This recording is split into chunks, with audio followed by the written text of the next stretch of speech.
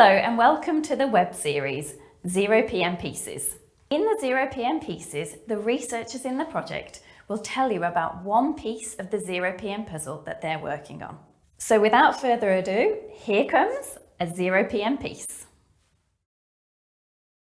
Okay, hello everyone, my name is Romain. I'm a postdoc researcher at Stockholm University, and today I'm going to talk about the identification of non-essential uses of PMT substances and PFAS based on the work that I've been doing within ZeroPM during my PhD here at Stockholm University.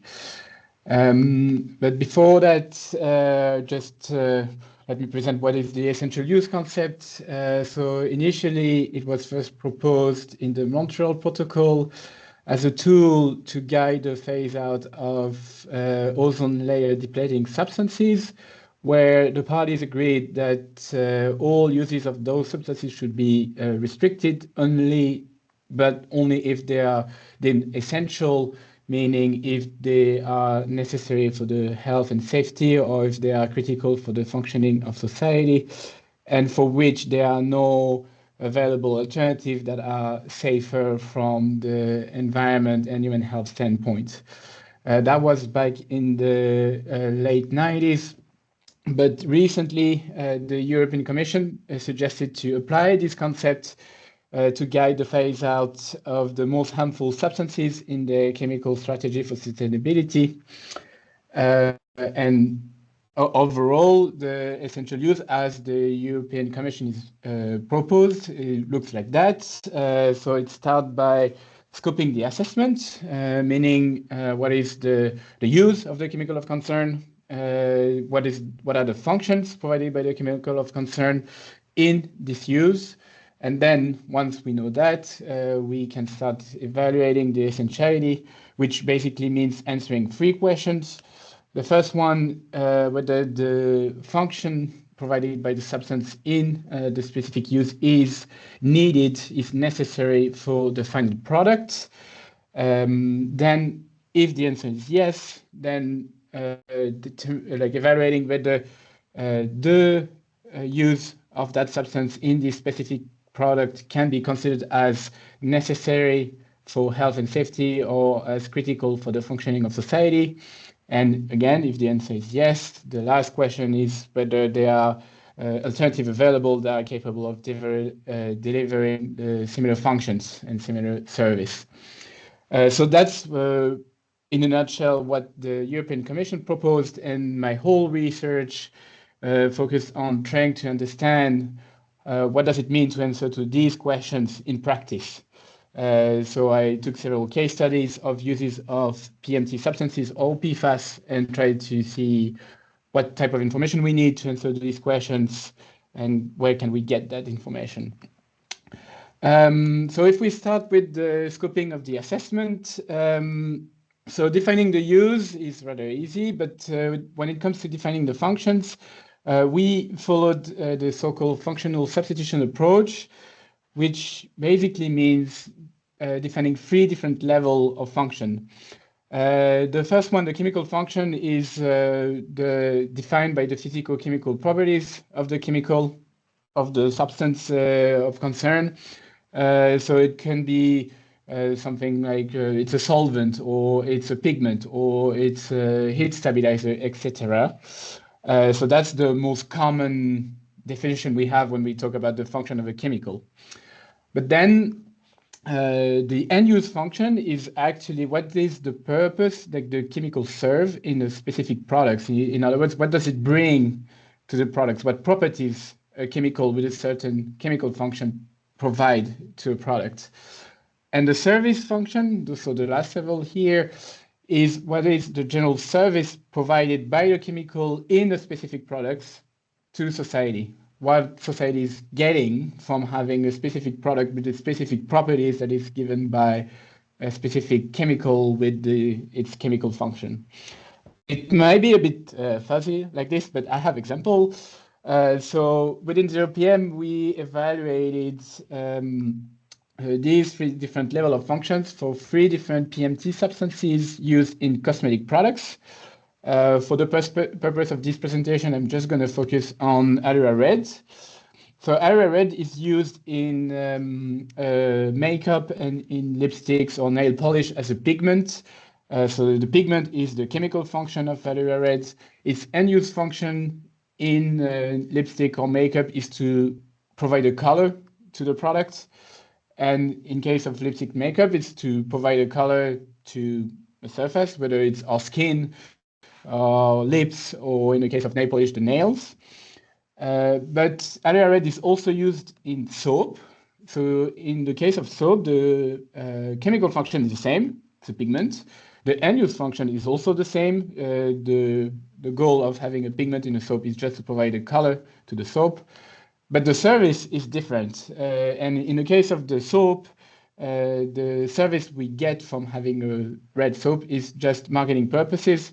That's the words from the actual cosmetic industry saying that we consumers, we prefer if a soap that smells like strawberry looks red instead of looking white or blue. That's their words, not mine. So we try to have this approach in the case of PFAS, where to build the ZeroPM alternative database for PFAS, we try to identify for each uses of PFAS that we have listed the technical function of PFAS, but also the end-use function and the services they provided. So here, I just indicated some example for fluorinated gases and food contact materials. But if we focus only on the fluorinated gases example, so the fluorinated gases, they're used in refrigeration and heat pumps. They're used as foam blowing agents. They're used as solvent to clean electronics. They're used as fire suppressants, as propellant, and in the cover gases, which is an industrial use. So here are all the different uses of fluorinated gases. So if we focus now only on the foam blowing agent example, here the chemical function of the fluorinated gases is foamant.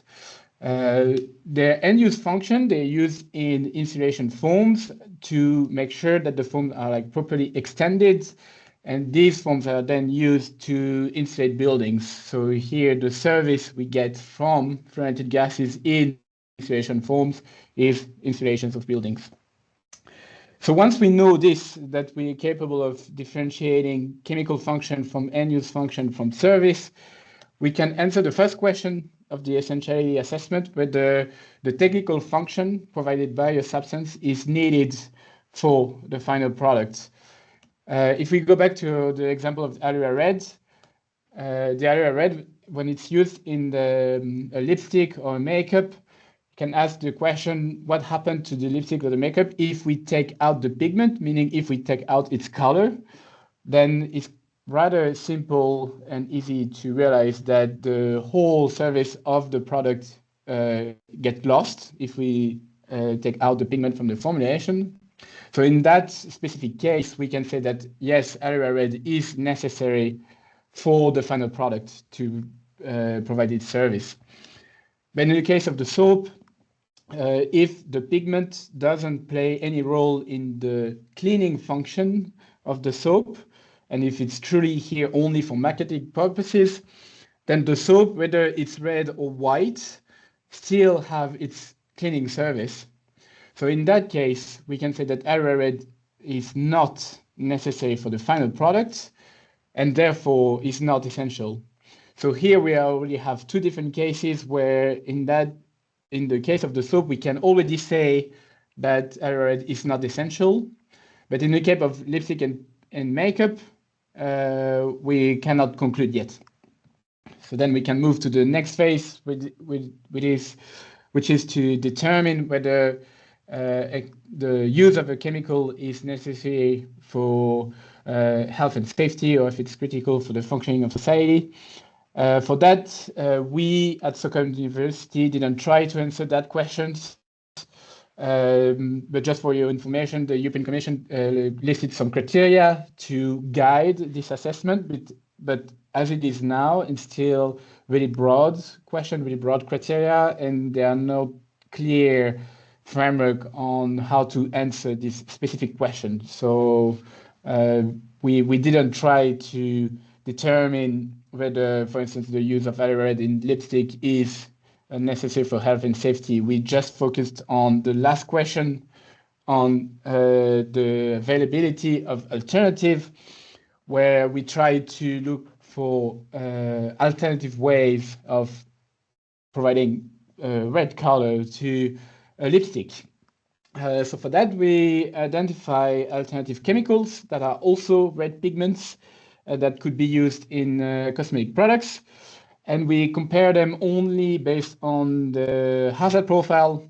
So we looked at various toxicity endpoints, ecotoxicity endpoints, whether those alternatives are persistent, whether they are mobile or bioaccumulative. And we compare them using multi-criteria decision analysis methods. Here I've listed 3 of them, whether it's a heat map, a mode approach, or electro-free approach. But in all cases, we could identify at least one alternative that were always ranking better than our area reds.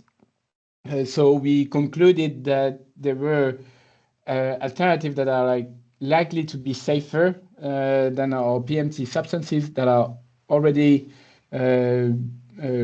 available, or that could be available, it could be used in cosmetic products.